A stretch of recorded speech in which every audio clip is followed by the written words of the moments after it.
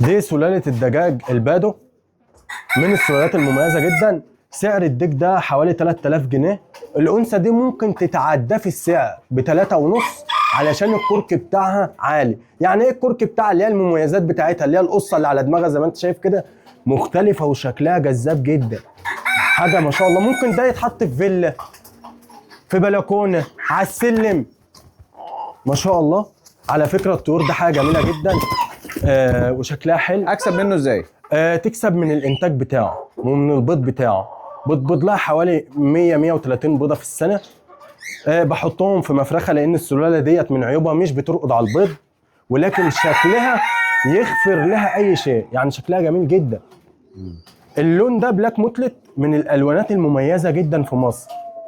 يعني دول نوادر، حاجه ستاندر. عشان كده سعر الحته من 3000 جنيه وانت طالع. ما شاء الله، من الحاجات القويه.